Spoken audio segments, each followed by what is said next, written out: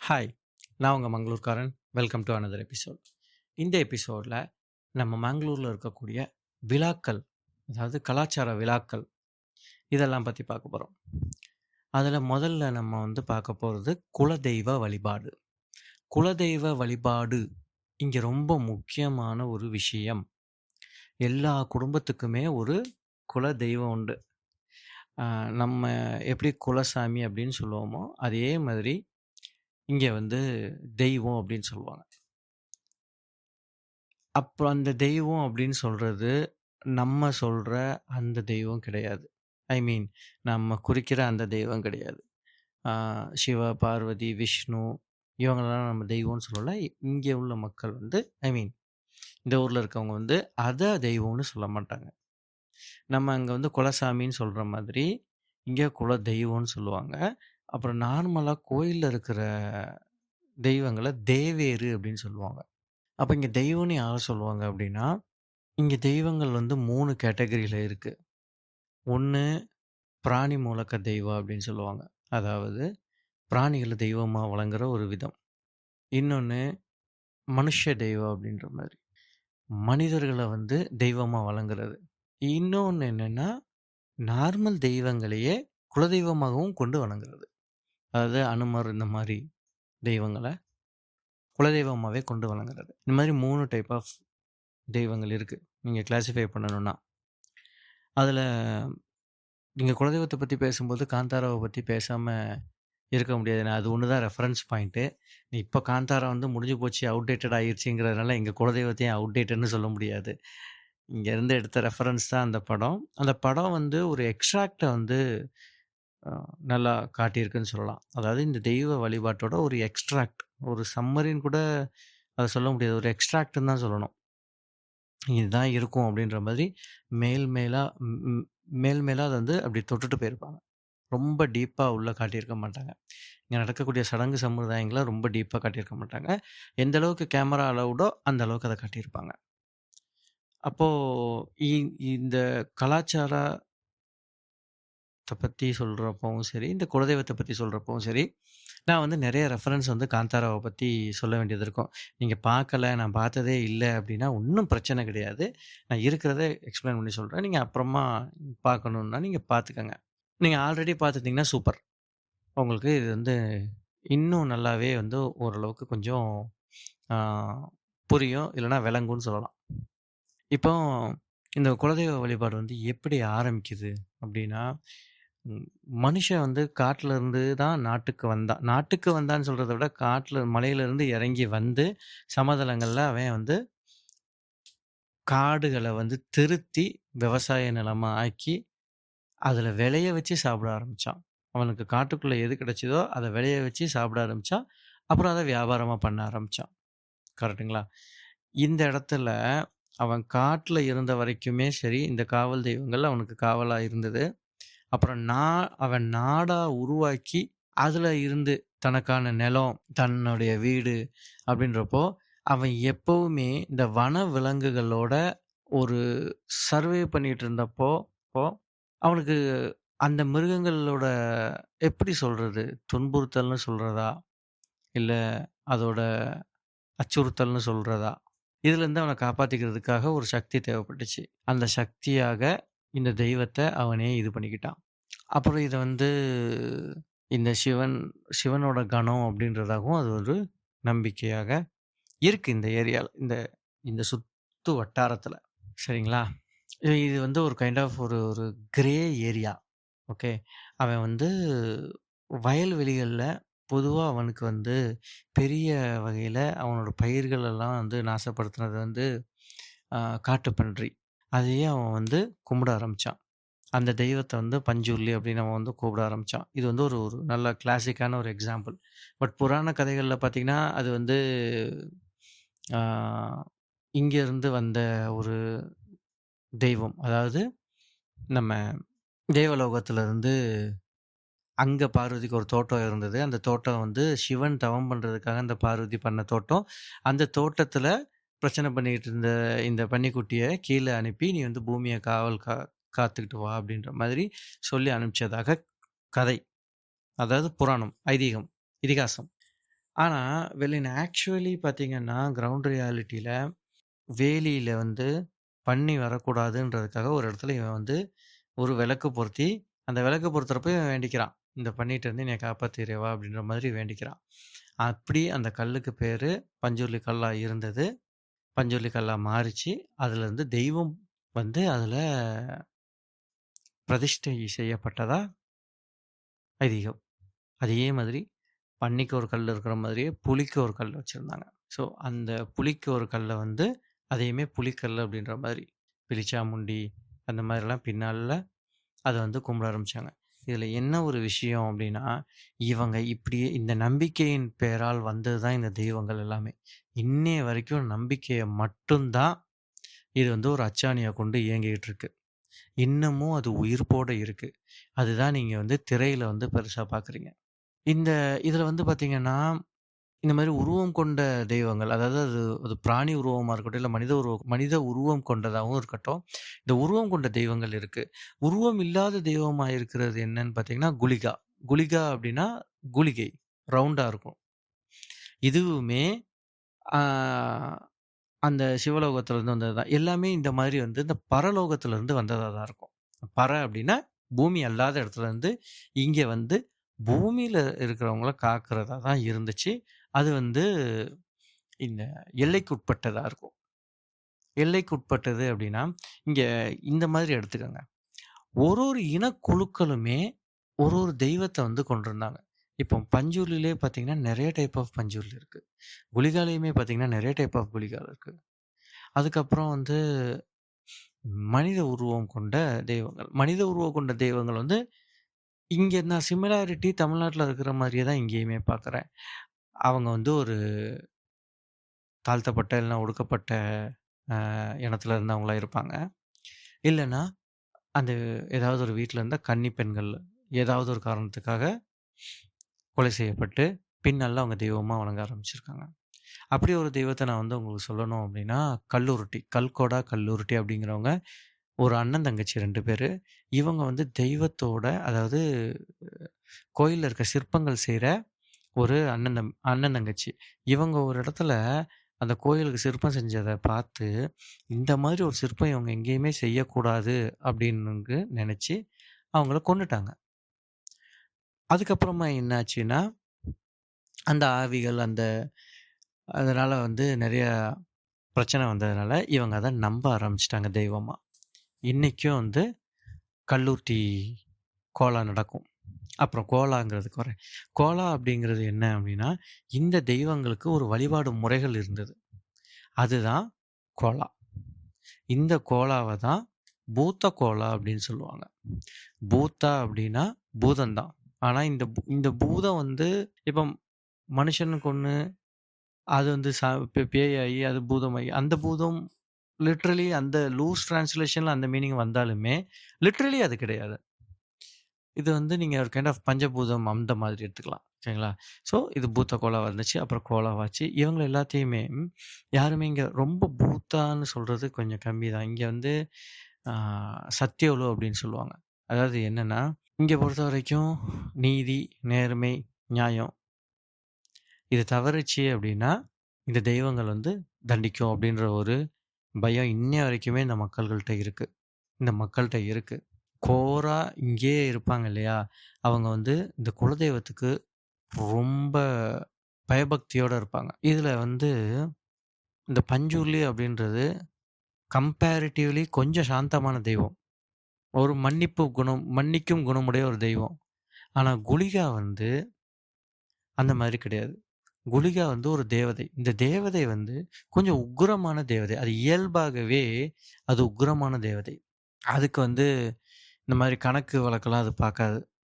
அத பொறுத்தவரைக்கும் தப்புன்னா தப்பு தான். இந்த குலிகா வந்து மோஸ்ட்லி பஞ்சூர்லி கூடயே தான் வரும். பஞ்சூர்லியோட ஒரு பாதுகாவலனா தான் இது இருக்கும்.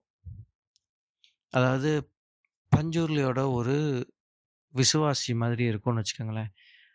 ஏதாவது ஒண்ணுன்னா பஞ்சூர்லி வந்து குலிகாவ ஏவுற மாரி.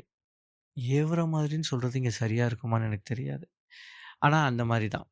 இப்ப நீங்க அந்த காந்தாரா படத்துல பார்த்தீங்கன்னா கூட, அந்த ஃபர்ஸ்ட்டு இதுல வந்து என் கூட அந்த ராஜா வந்து அந்த தெய்வத்த கேட்கும்போது ஒரு ஆள் மேல சாமி அடி வரும். அந்த தெய்வம் என்ன சொல்லும்னா, "என் கூட ஒரு உக்ர ரூபம் ஒருத்தன் இருக்கான். அவனும் வருவான். அவன் வந்து ஒரு எல்லை பாதுகாவலன். நீ குடுத்த வாக்க மீறுனன்னா, நான் விட்டாலும் விடுவேன். அவன் விடமாட்டான்." இதுதான் வந்து கண்டிஷன். சரின்னு ஒத்துக்கிட்டு அந்த ராஜா வந்துருவாப்படி. அப்புறம் அந்த ராஜா குடுத்த வாக்க மீறும்போது, கடைசியில கிளைமேக்ஸ்ல தான் குளிக்க வருவாப்படி. ஆனா, காந்தாரா சாப்டர் 1ல பார்த்தீங்கன்னா, ஃபர்ஸ்ட்ல இருந்தே வந்து குலிகா தான் பிரைமல் ஃபோக்கஸா வந்து இருக்கும் அங்க. நடுவுல தான் வந்து ஒரு சில இடத்துல வந்து பஞ்சுருலி வந்துட்டு போற மாரி இருக்கும். ஸோ இது வந்து பஞ்சுருலி குலிகாவோட ஒரு கத. இங்க நம்பிக்கைகள பத்தி பார்ப்போம். அப்புறம் இத வச்சு இந்த தெய்வங்கள வச்சு உள்ள வாழ்வியல் எப்படி இருக்குங்கிறத பார்ப்போம். இங்க வந்து இனக்குழுக்களா தான் எல்லாரும் இருக்காங்கன்னு நான் ஏற்கனவே சொல்லியிருந்தேன் இல்லையா? இந்த ஒவ்வொரு இனக்குழுக்களுக்குமே ஒரு நிலம் இருக்கும். கொஞ்சமா ஒரு நிலம் இருக்கும். அந்த நிலத்துல ஒரு வீடு இருக்கும். அந்த வீட வந்து குத்து அப்படின்னு சொல்லுவாங்க. அதாவது குடும்ப வீடு. குத்து அப்படின்றது அது ஒரு அந்த குடும்பத்துல இப்போ 100 தலைக்கட்டு இருக்குன்னா, அந்த 100 தலைக்கட்டுக்கும் அந்த வீடு வந்து ஒரு கூடுற இடமா இருக்கும். இப்போ வருஷத்துக்கு ஒரு தடவ, இல்லன்னா 3 வருஷத்துக்கு ஒரு தடவ, இங்க வந்து கோலா குடுக்குற ஒரு முறை இருக்கு. இந்த கோலா குடுக்குறது அப்படின்னா, இந்த தெய்வத்த வந்து வழிபடுற சில விதிமுறைகள் இருக்கு. அந்த விதிமுறைகள் படி, அந்த முறைகள் படி இங்க வந்து வழிபாடு நடக்கும். இது எப்படி நடக்கும்? இது எப்படி ஆரம்பிக்கும் அப்படின்னா, முதல்ல வந்து ஒரு ஒரு குத்துல வந்து கோலா நடக்குது அப்படின்னா, அத வந்து ஊருக்கு அறிவிப்பாங்க. அறிவிக்கிறதுக்கு என்ன செய்வாங்க அப்படின்னா, அந்த நிலத்துல முதல்ல ஒரு கோழிய பலியிடுவாங்க. அந்த கோழியோட ரத்தம் வந்து அந்த நிலத்துல விழும். விழுந்துட்டு இங்க வந்து திருவிழா ஆரம்பிக்க போது அப்படின்னு சொல்லி அனௌன்ஸ்மென்ட் இருக்கும். அதுக்கப்புறம் என்ன ஆகும்னா, சேவல் சண்டை வந்து ஆரம்பிக்கும். சேவல் சண்டை அங்க வந்து சேவல் சண்டை நடக்கும். சேவல் சண்டை நடந்ததுக்கப்புறம், அந்த இடத்த உழுறதுக்காக கம்பளா அப்படின்னு சொல்லி ஒரு அ திருவிழா நடக்கும். கம்பளா அப்படிங்கிறது, அந்த எருதுகள வந்து பூட்டி, அந்த நிலத்த வந்து உழுவாங்க. பின்னால அது வந்து அ போட்டி ஆயிருச்சு. யார் மாடு பெருசு அப்படிங்கிற மாரி ஒரு போட்டி ஆயிருச்சு. ஆனா கான்செப்ட் அதுதான். அந்த நிலத்த உழுகுறதுக்கு. அதுக்கப்புறம் என்ன நடக்கும் அப்படின்னா, அன்னைக்கு வந்து அன்னைக்கோ அதுக்கு மறாநாளோ, ஆ தெய்வ வழிபாடு நடக்கும். அதுக்கப்புறம் அந்த நிலத்த வந்து என்ன செய்வாங்கன்னா, நடுது விவசாயம் பண்ண ஆரம்பிச்சுருவாங்க. இப்ப அந்த குடும்பம் வந்து விருத்தி அடைஞ்சு ஒவ்வொருத்தரா போகும்போது, சில பேருக்கு யாராவது இந்த ஃபினான்சியல் ரீதியா அவங்களுக்கு தொல்லைகள், கஷ்டங்கள் இருக்குன்னா, அவங்களுக்கு இந்த நிலத்த வந்து லீஸுக்கு குடுப்பாங்க. அவங்க இந்த நிலத்துல விதைச்சு, அதோட அறுவடையில வர லாபத்த வச்சு அவங்களோட பொருளாதாரத்த முன்னேத்திக்கலாம். அவங்க அதுக்கு பரிகாரமாவோ, இல்ல பிரகதியாவோ என்ன செய்யணும் அப்டின்னா, அந்த குலதெய்வத்துக்கு வந்து டெய்லி விளக்கு போடணும். அங்க ரெகுலரா விளக்கு போடுவாங்க. விளக்கு போடணும். அதே மாரி அந்த குலதெய்வத்துக்குன்னு சில சொத்துக்கள் உண்டு. அதாவது அந்த ஒரு குலதெய்வத்த வந்து வழிபடும்போது, அதோட அணி, அணிகலன் இருக்கு இல்லையா? நகைகள் இருக்கு இல்லையா? நகை அதே மாரி அந்த குலதெய்வத்தோட முகமும் வந்து பித்தளையிலயோ, வெள்ளியிலயோ அந்த மாரி செஞ்சிருப்பாங்க. ஸோ அந்த மாரி செஞ்சிருக்கும்போ, அது வந்து ஒரு ஒரு அணிகலன் இல்லையா? அது ஆபரணம் இல்லையா? அது வந்து அந்த குத்து வீட்ல தான் இருக்கும். அந்த குத்து வீட்ல இருக்கப்போ, அத வந்து இவங்க பாதுகாக்கணும் அந்த வீட்ல இருக்க வரைக்கும். இதுதான் அவங்களுக்கான ஒரு கண்டிஷன் கூட வச்சுக்கலாம். அப்புறம் இந்த வழிபாடுல வந்து அம் இன்றளவும் இன்னைக்கு வரைக்குமே அதுக்கு வந்து அந்த குலதெய்வத்துக்கு வழிபடுறதுக்கு வந்து அதுக்கு அருள் வர வச்சு, அத ஒருத்தர் மேல வந்து இறக்கி, அப்புறமா வந்து அவரு வந்து அங்க அந்த நடைமுறைகள்லாம் ரிச்சுவல்ஸ்லாம் பெர்ஃபார்ம் பண்ணுவாங்க. இதுக்கு வந்து அந்த குலதெய்வத்துக்கு வந்து வர்ணம் பூசி, அந்த நர்த்தகர் வந்து நர்த்தகர்ன்றவரு ஆடுறவரு. ஸோ, அதுக்கு வர்ணம் பூசி இது பண்ணுவாங்க. இவங்க வந்து இன்றளவுமே வந்து மலைவாழ் மக்களா தான் இருக்காங்க. அதுல வந்து ஒரு பிரிவா தான் இருக்காங்க. இப்போ உதாரணத்துக்கு, அ ஒரு ஒரு வீட்டுக்கு வந்து கோலம் நடக்குது அப்டின்னா, அங்க வந்து ஆடுறதுக்கு வந்து ஒருத்தவங்க வருவாங்க. அவங்க வந்து ஒரு ஒரு செட் ஆஃப் பீப்பிள்ஸ் இருப்பாங்க. அவங் அவங்கலாம் வந்து தான் அந்த நீங்க அந்த காந்தாரால பார்க்குறீங்க இல்லையா? அந்த மாதிரி வந்து அவங்களுக்கு வர்ணம் பூசி, இது பண்ணி அவங்கள வந்து அலங்கரிச்சு, இந்த வர்ணம் பூசுறது வந்து அர்தலா அப்படின்னு சொல்லுவாங்க. அதாவது அந்த காலத்தில வந்து நமக்கு அந்த கலர்ஸ், டைஸ் எல்லாம் இருக்குல்ல, அது வந்து இந்த மரத்திலருந்து மரப்பிசிறிலருந்து எடுத்து வண்ணம் பூசுறது. அப்புறம் அதில இருக்கிற அந்த லைன்ஸ் அந்த ஃபேஸ்ல இருக்க லைன்ஸ்லாம் இருக்குல்ல, இது எல்லாமே ஒவ்வொரு தெய்வத்துக்கு தகுந்தாப்புல மாறும். சரிங்களா? அப்புறமா என்னன்னா, கோலா ஒரு ஒரு குடும்பத்துக்கு நடக்கும் இல்லையா? இவங்க வந்து ஒரு ஜாதி, ஒரு சமூகத்த சேர்ந்தவங்களா இருப்பாங்க. இந்த கோலாக்கு ஆடுறவங்க இருக்காங்கல்ல, இவங்க வந்து மலைவாழ் மக்கள். வேற சமுதாயத்துல வந்து இருப்பாங்க.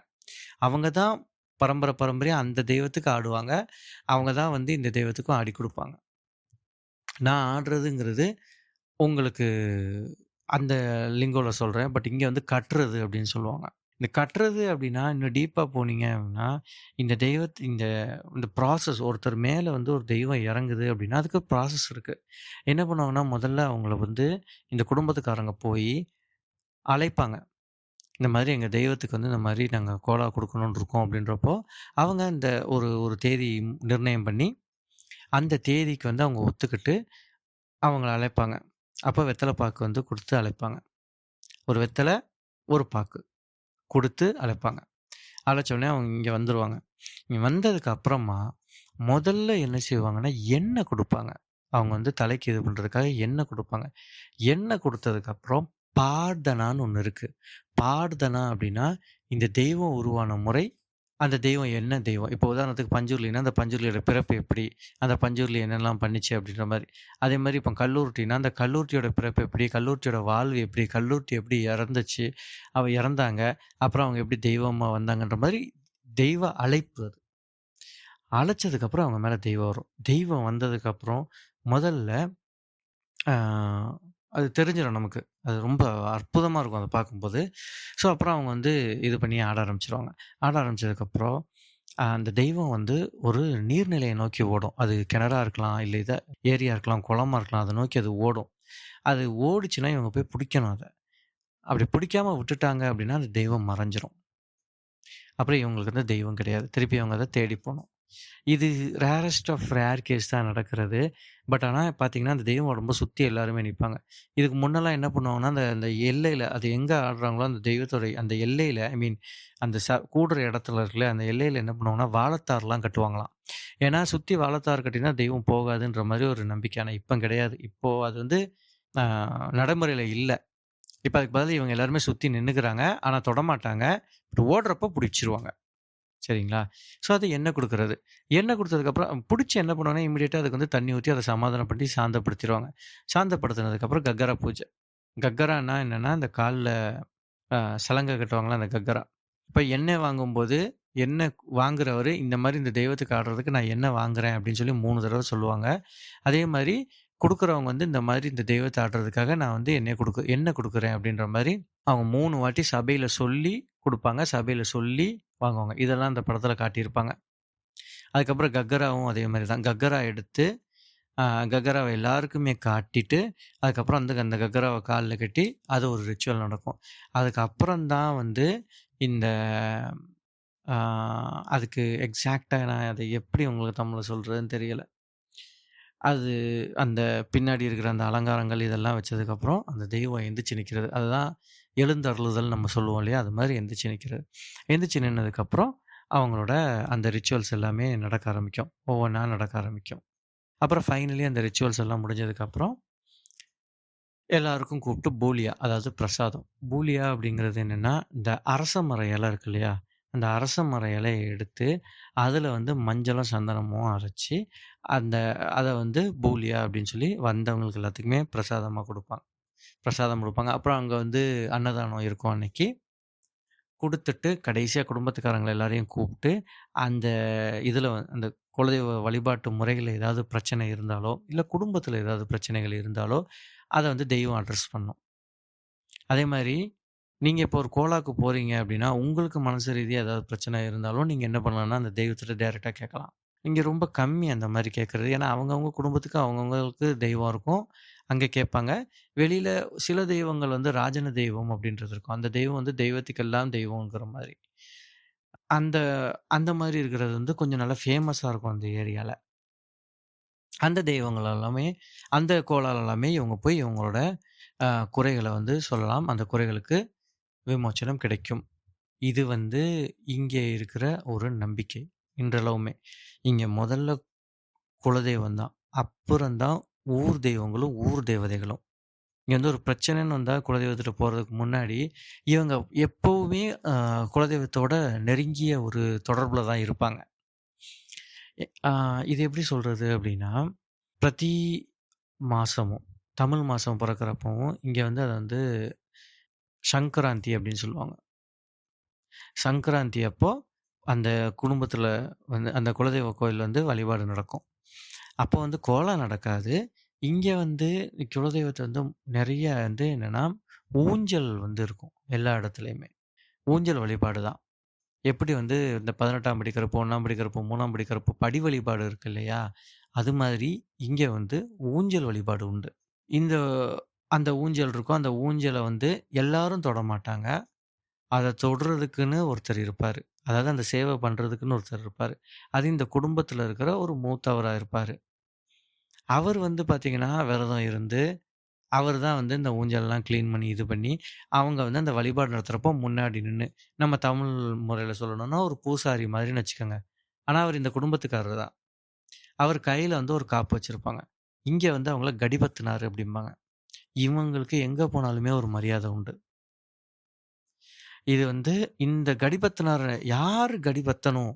ஐ மீன் கடிபத்துறதுன்னா மீன்ஸ் பிடித்தல். ஓகேங்களா? இங்க பற்றுதல் அப்படின்னு வச்சுக்கோங்க.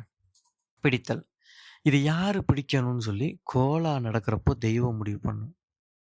இன்னாருக்கு அப்புறம் இன்னாரு, இல்லன்னா இவங்க அப்படின்றத தெய்வம் முடிவு பண்ணும். சப்போஸ் ஒரு சங்கராந்திக்கு அவங்களால வர முடியல அப்படின்னா, இல்ல வர முடியாத சூழ்நிலைகள். இப்போ அது வந்து எதா கூட இருக்கலாம். அந்த மாரி ஒரு சூழ்நிலைகள் வர்றப்போ, லோக்கல்ல இருக்க ஐயர கூப்ட்டு, அ அன்னைக்கு அந்த சங்கராந்தி நடக்கும். இந்த சங்கராந்திகள்ல என்ன இருக்கும் அப்படின்னு பார்த்தீங்கன்னா, இப்ப எங்க குடும்பத்திலேயே சொல்றேனே.